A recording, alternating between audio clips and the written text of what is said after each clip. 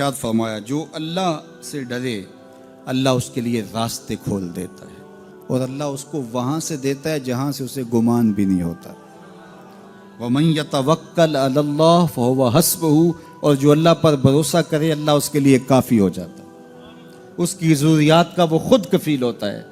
اور اس کے کام اس کے ذمہ کرم پہ ہوتے ہیں، کو ہو کے دیکھے اس کا۔ تو جو اللہ سے ڈرے اللہ اس کے لیے راستے بناتا ہے۔ حضرت عوف بن مالک رضی اللہ تعالی عنہ الاشجعی حضور کی خدمت میں حاضر ہوئے اور عرض گزار ہوئے کہ میرا بیٹا سالم مشرکین کی قید میں ہے اور میں فاقوں کی حالت میں ہوں، تو فرمایا آل محمد کے پاس ایک سیر جو ہیں، بس اس کے علاوہ ہمارے پاس بھی کھانے کے لیے دنیاوی اسباب نہیں ہیں۔ کہا صبر کرو اور اللہ سے ڈرو اور لا حول ولا قوت الا باللہ کثرت کے ساتھ پڑھو۔ یہ ایسا وظیفہ ہے، ایک حدیث پاک میں آتا ہے کہ یہ 99 بیماریوں کا علاج ہے، اس میں سب سے کم درجے کی بیماری ہم اور غم ہے، یہ دکھوں کا مداوع ہے، مشکلات کا علاج ہے، اور یہ وظیفہ میرے حضور نے بتایا۔ حضرت ابو ذر غفاری رضی اللہ تعالیٰ عنہ کو حضور نے 5 چیزیں بتائی تھی، ان میں سے 5ویں چیز یہ تھی کہ ابو ذر کثرت کے ساتھ لا حول ولا قوت الا باللہ پڑھا کرو۔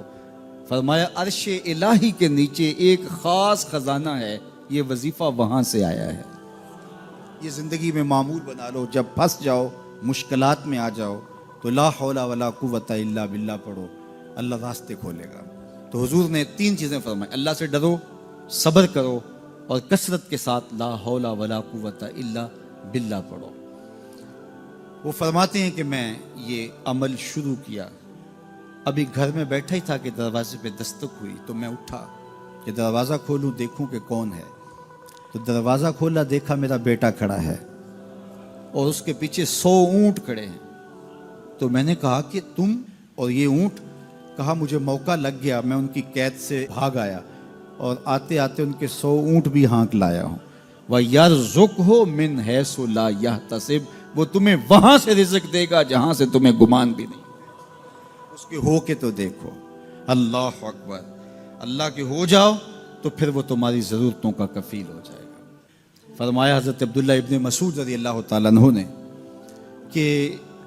کسی شخص کو فقر و فاقہ آ جائے تو وہ لوگوں کو بتائے کہ میں آج کل بڑے مشکل حالات میں ہوں، ہر وقت لوگوں کو بتاتا رہے تو اس کی مشکل بڑھے گی، اس کی مشکلیں آسان نہیں ہوں گی اس طرح۔ اور اگر وہ اپنی اس مشکل کو کسی سے شیئر نہ کرے بلکہ مصلی بچھا کے اپنے رب سے کہے کہ مالک فقر و فاقہ آ گیا ہے اور اس کا علاج تیرے پاس ہے، اس مرض کا مداوع تیرے پاس ہے۔ تو حضرت عبداللہ ابن مسعود فرماتے ہیں کہ رسول کریم نے فرمایا جلد یا بدیر اللہ اس کو مالا مال فرما دے گا۔ یہ بھی کبھی کر کے دیکھو، مشکل آ جائے، فاقہ آ جائے، مصیبت آ جائے، کسی سے نہ کہو، صرف اپنے رب سے کہو، پھر دیکھنا اس کی کرم نوازیوں کا می کیسے برستا ہے۔ فرمایا اللہ پر بھروسہ کرنے کا جو حق ہے اگر وہ تم ادا کر دو، وہ تمہیں ایسے رزق عطا کرے جیسے پرندوں کو عطا کرتے۔ ہم تو دکان پہ جانا ہوتا ہے، فیکٹری میں جانا ہوتا ہے، ہم اپنے کاروبار پہ جانا ہوتا ہے، نوکری پہ جانا ہوتا ہے، مزدوری پہ جانا ہوتا ہے، ہمیں پتہ ہے کہاں آج صبح جانا ہے، لیکن پرندوں کو کوئی پتہ نہیں ہوتا کہاں جانا ہے، راس المال بھی نہیں ہوتا، لیکن صبح نکلتے ہیں، شام کو کبھی بھی خالی پیٹ نہیں آئے۔ بن توکل پنچھی اڑ دے، خرچ نہ پلے زیرا ہو۔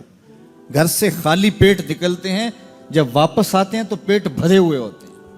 اور پھر جو ان کی ضرورت ہوتی ہے اللہ وہ ساری ضرورتیں پوری کرتا ہے، جو جو ضرورت ان کی ہوتی ہے۔ یہ شیر کتنا گوشت کھاتا ہے اللہ روز اسے دیتا ہے، یہ ہنس روزانہ سچے موتی کھاتے ہیں، اور آپ مارکیٹ میں لینے جائیں لاکھوں روپے لگا کے تولے ماشے کے حساب سے آپ خریدتے ہیں، پھر بھی آپ کو یقین نہیں ہوتا کہ یہ سچے ہیں یا 2 نمبر ہیں۔